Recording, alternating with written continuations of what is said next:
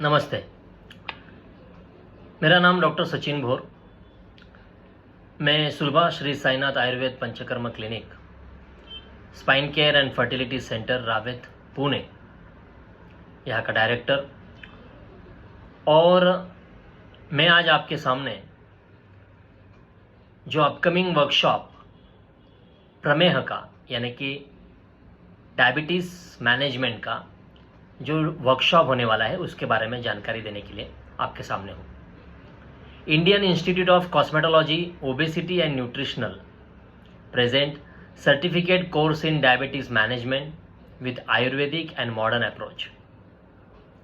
इस कोर्स के मैं आपको आयुर्वेदिक अप्रोच और आयुर्वेदिक लाइफस्टाइल के हिसाब से, ऋतुचर्या, दिनचर्या के हिसाब से हम प्रमेह जैसे व्याधि को ठीक कर सकते हैं क्या प्रमेह रिवर्स हो सकता है क्या, इन सारी बातों के ऊपर हम बात करने वाले हैं।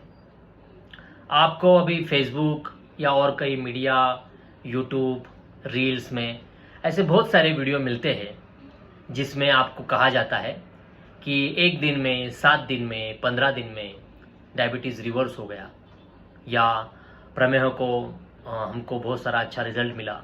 तो दोस्तों, as a physician, as a ayurvedic physician, ऐसा रिवर्सल 1-2 महीने में होना पॉसिबल नहीं है। नॉर्मली जो ब्लड में ग्लूकोज है वो, उसकी जो कैपेसिटी है ब्लड ग्लूकोज की, वो 3 महीने में हम चेक करते हैं, जिसे हम HbA1c कहते हैं। साथ में प्रमेह में जब हम प्रमेह को ट्रीट करने की कोशिश करते हैं तो आयुर्वेदिक डायग्नोस्टिक मेथड अलग प्रकार की है। ब्लड ग्लूकोज चेक करना या उसका इंटॉलरेंस, इंसुलिन इंटॉलरेंस को चेक करना या HbA1c चेक करना, पहले के ज़माने में आचार्यों के पास ये सब नहीं था, लेकिन फिर भी प्रमेह के व्यक्ति ठीक होते थे। इसलिए आचार्य चरक जी ने ग्रंथों में इतने सारे कल्प बताए हैं।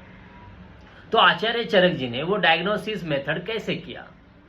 उन्होंने यूरिनरी डायग्नोस्टिक मेथड किया, जो यूरिनरी टेस्ट ट्यूब जो मेथड है, उस मेथड से हम पेशेंट की शुगर को डायग्नोस करेंगे, क्योंकि उसी मेथड से आचार्य जी ने कल्प दवाइयाँ बताई गई है। तो उस हिसाब से अगर हम पेशेंट को ट्रीट करेंगे तो पेशेंट की जो ब्लड ग्लूकोज लेवल है वो भी ठीक होगी।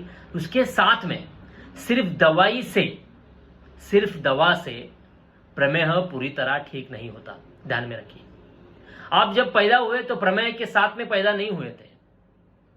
आपकी लाइफस्टाइल, आपका कामकाज, आपका रहन सहन, उसकी वजह से प्रमेह आज आपको हुआ है या आप प्री डायबिटिक स्टेज में है।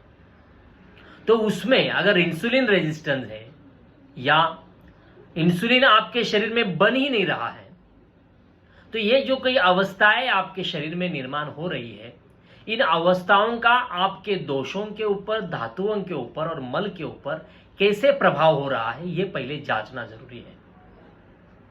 वो कैसे जांचेंगे? उसका केस पेपर कैसा बनता है, आपकी केस टेकिंग कैसे बनेगी, और उसके बाद आपका डायग्नोसिस क्या रहेगा, और वो डायग्नोस्टिक दोष, धातु, मल और ट्राइगोनल डायग्नोस्टिक मेथड के हिसाब से रहेगा, जिससे औषधि चिकित्सा, योग्य आहार चिकित्सा और पंचकर्म चिकित्सा, इसके तालमेल से आप अपना मेटाबॉलिज्म सही तरीके से कर सकते हैं। All hormonal metabolism. आज तो हम प्रमेह के बारे में बात कर रहे हैं और प्रमेह के चिकित्सा के बारे में ही इस वर्कशॉप में हम बात करेंगे।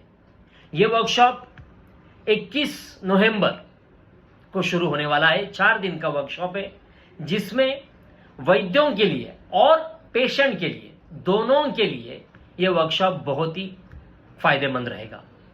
वैद्यों के लिए या डॉक्टर के लिए या फिजिशियन के लिए डायबिटीज रिवर्स कैसे होता है, उसमें आहार में क्या चेंजेस होता है, उसकी डायग्नोस्टिक मेथड्स क्या क्या है, और ट्रीटमेंट जो चिकित्सा है वो आयुर्वेदिक दृष्टिकोण से कैसे रहेगी, कितना लंबा ये ट्रीटमेंट चलेगा,